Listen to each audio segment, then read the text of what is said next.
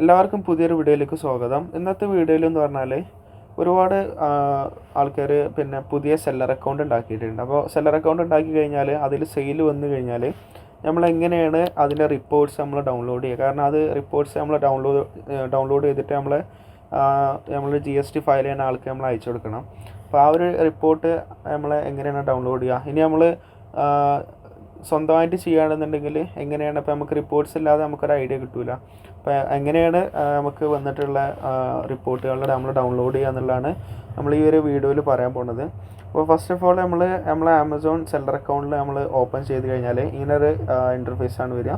അപ്പോൾ നമ്മൾ പോകേണ്ടതെന്ന് പറഞ്ഞാൽ ഈ ലെഫ്റ്റ് സൈഡിൽ കാണുന്ന ഈ ഒരു 3 ഡോട്ട്സിൽ പോയി കഴിഞ്ഞാൽ റിപ്പോർട്ട്സ് എന്നുള്ളൊരു സെക്ഷൻ ഉണ്ട്. റിപ്പോർട്ട്സ് നമ്മൾ പോകുകയാണെന്നുണ്ടെങ്കിൽ ടാക്സ് ഡോക്യുമെൻറ്റ് ലൈബ്രറി എന്ന് പറഞ്ഞിട്ടുള്ള ഒരു ഓപ്ഷൻ ഉണ്ട്. അപ്പോൾ അത് നമ്മൾ ക്ലിക്ക് ചെയ്ത് ചെയ്യുകയാണെന്നുണ്ടെങ്കിൽ പുതിയൊരു വിൻഡോയിലേക്ക് വരും. അപ്പോൾ ഈ ഒരു യൂസർ ഇൻ്റർഫേസ് ആമസോൺ പുതുതായിട്ട് ഇൻട്രൊഡ്യൂസ് ചെയ്തതാണ്. ഇതിൻ്റെ മുന്നേ ഒരാഴ്ച 2 ആഴ്ച മുന്നേ വേറൊരു ഇൻ്റർഫേസ് ആണ്. അപ്പോൾ ഇത് പുതുതായിട്ട് ആമസോൺ കൊണ്ടുവന്നതാണ്. കുറച്ചും കൂടി ഈസി ആക്കിയിട്ട് ഒരുപാട് കാര്യങ്ങൾ ഇതിൽ പുതിയ ഓപ്ഷൻസ് വന്നിട്ടുണ്ട്.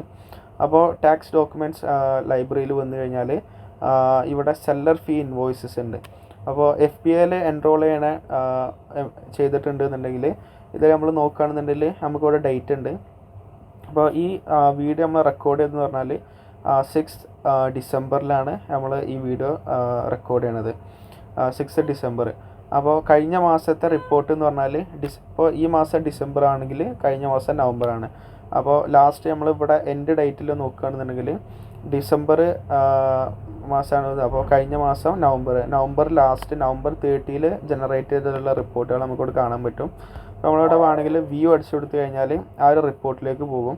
അപ്പോൾ എന്ത് ചെയ്യുക, ഈ ഒരു വ്യൂ ചെയ്ത് കഴിഞ്ഞിട്ട് അതിൻ്റെ തൊട്ടടുത്ത് ഇവിടെ നമുക്ക് ഡൗൺലോഡ് ചെയ്യാനുള്ള ഒരു ഓപ്ഷൻ ഉണ്ട്. ഈ ഒരു ബട്ടൺ നിൽക്കുകയാണെന്നുണ്ടെങ്കിൽ നമുക്ക് എന്ത് ചെയ്യും, ഈ ഫയൽ ഡൗൺലോഡ് ചെയ്യാം. നമുക്ക് ഇങ്ങനെ ഡൗൺലോഡ് ചെയ്യാം ഈ ഫയലുകളെല്ലാം. ഇത് കഴിഞ്ഞാൽ അടുത്ത നമ്മൾ നോക്കേണ്ട ഒരു കാര്യമാണ്, നമ്മൾ ബാക്ക് വന്നു കഴിഞ്ഞിട്ട് ഇവിടെ ഇപ്പോൾ നമ്മൾ ഫസ്റ്റ് പോയത് സെല്ലർ ഫീ ഇൻവോയ്സസിലാണ് നമ്മൾ പോയത്. സെല്ലർ ഇൻവോയ്സസിലുള്ള കഴിഞ്ഞ മാസത്തെ എല്ലാ റിപ്പോർട്ടും നമ്മൾ ഡൗൺലോഡ് ചെയ്യുക. അത് കഴിഞ്ഞാൽ ഏറ്റവും ഇമ്പോർട്ടൻ്റ് ആയിട്ടുള്ള മെർച്ചൻ്റ് ടാക്സ് റിപ്പോർട്ടിൽ നമ്മൾ പോവുക. മെർച്ചൻ്റ് ടാക്സ് റിപ്പോർട്ടിൽ പോയി കഴിഞ്ഞാൽ മാനേജ് ടാക്സസ് പേജ് ഉണ്ട്. ആ ഒരു ബട്ടൺ ക്ലിക്ക് ചെയ്ത് കഴിഞ്ഞാൽ GST മന്ത്ലി റിപ്പോർട്ട്സ് എന്നുള്ളൊരു ഓപ്ഷൻ ഉണ്ട്. അപ്പോൾ നമ്മളിവിടെ ഡൗൺലോഡ് റിപ്പോർട്ട് എന്ന് ക്ലിക്ക് ചെയ്യുകയാണ്. അത് ക്ലിക്ക് ചെയ്ത് കഴിഞ്ഞാൽ സെലക്ട് ഇയർ ഓൾറെഡി 2022 അവിടെ കാണിക്കുന്നുണ്ടാവും. അതേപോലെ സെലക്ട് മന്ത് അതും ഓൾറെഡി അവിടെ കാണിക്കുന്നുണ്ടാവും. ഇനി വേറെ ഏതെങ്കിലും മാസമാണെന്നുണ്ടെങ്കിൽ നവംബർ മാസത്തെ കൊടുക്കുക. ഇവിടെ ജസ്റ്റ് ഒന്നുമില്ല, ഇവിടെ വന്നു കഴിഞ്ഞാൽ ജസ്റ്റ് ഡൗൺലോഡ് റിപ്പോർട്ട് ക്ലിക്ക് ചെയ്യാണ് വേണ്ടത്. 2 ഓപ്ഷൻ ഉണ്ട്. ഇവിടെ B2C സെയിൽസ് നടന്നത് ആണ് ഇപ്പോൾ നമ്മൾ ഡൗൺലോഡ് ചെയ്യുന്നത്. അപ്പോൾ B2Cയിൽ നമ്മൾ എന്ത് ചെയ്തു, അത് ഡൗൺലോഡ് ചെയ്തു. ഇനി അടുത്ത് B2B ആണ്. B2B ഡൗൺലോഡ് റിപ്പോർട്ട് കഴിഞ്ഞാൽ B2B റിപ്പോർട്ടും ഡൗൺലോഡായി നമ്മളെ സിസ്റ്റത്തിൽ ഡൗൺലോഡ് ആകും. അപ്പോൾ B2C അപ്പോൾ നമ്മൾ എന്തെല്ലാം ഫയൽസാണ് നമ്മൾ CA അയച്ചു കൊടുക്കേണ്ടതെന്ന് പറഞ്ഞാൽ ഒന്ന് B2C റിപ്പോർട്ട്, ഒന്ന് B2B റിപ്പോർട്ട്. B2B എന്ന് പറഞ്ഞാൽ ബിസിനസ് ടു ബിസിനസ്, അതായത് ചില കസ്റ്റമേഴ്സ് ബിസിനസ്സായിട്ട് ഒരു ആവശ്യത്തിന് ബിസിനസ് അക്കൗണ്ട് വെച്ചിട്ട് പർച്ചേസ് ചെയ്തിട്ടുണ്ടാവും. B2C എന്ന് പറഞ്ഞാൽ ബിസിനസ് ടു കസ്റ്റമർ, അതായത് നമ്മൾ സാധാരണ രീതിയിൽ ഒരു കസ്റ്റമർക്ക് നമ്മൾ പ്രൊഡക്റ്റ് വിൽക്കുന്നതാണ് B2C എന്ന് വരുന്നത്. അപ്പോൾ നമ്മൾ ഏറ്റവും കൂടുതൽ സെയിൽസ് ഉണ്ടാക്കുക B2Cയിലാണ് ഉണ്ടാക്കുക. B2B എന്ന് പറഞ്ഞാൽ സെയിൽസ് കുറവായിരിക്കും, പക്ഷേ ചിലപ്പോൾ കൂടുതൽ ക്വാണ്ടിറ്റിയിൽ ആൾക്കാർ മേടിച്ചിട്ടുണ്ടാകും. ചിലപ്പോൾ അവർക്ക് അത് ഓരോ ഓഫീസ് പർപ്പസിന് മേടിച്ചതാകാം, ചിലപ്പോൾ വല്ല ബിസിനസ് പർപ്പസിന് മേടിച്ചതാകാം, ചിലപ്പോൾ അവർക്ക് റീസെല് ചെയ്യാൻ വേണ്ടിയിട്ട് വാങ്ങിയതാകാം. അപ്പോൾ അങ്ങനെ ആകുമ്പോൾ B2Bയിൽ പൊതുവെ ക്വാണ്ടിറ്റി കൂടുതലായിരിക്കും. B2C എന്ന് പറഞ്ഞാൽ സാധാരണ നോർമലായിട്ട് കസ്റ്റമേഴ്സ് വാങ്ങണതിനാണ് B2C റിപ്പോർട്ട് എന്ന് പറഞ്ഞത്.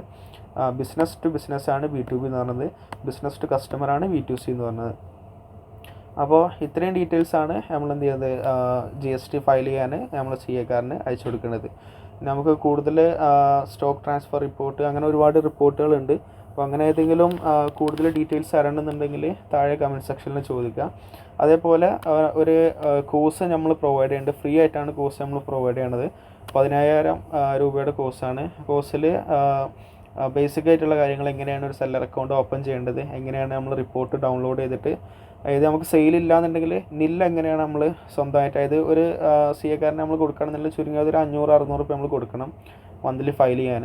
അപ്പോൾ നമുക്ക് സെയിൽസ് ഒന്നും നടന്നിട്ടില്ല എന്നുണ്ടെങ്കിൽ നമുക്ക് സ്വന്തമായിട്ട് എങ്ങനെയാണ് നെല്ല് നമ്മൾ ഫയൽ ചെയ്യുക, അങ്ങനത്തെ എല്ലാ കാര്യങ്ങളും, അതേപോലെ ബേസിക് ആയിട്ടുള്ള കീവേഡ് റിസർച്ച് കാര്യങ്ങളെല്ലാം നമ്മളൊരു കോഴ്സായിട്ട് ചെയ്തിട്ടുണ്ട്.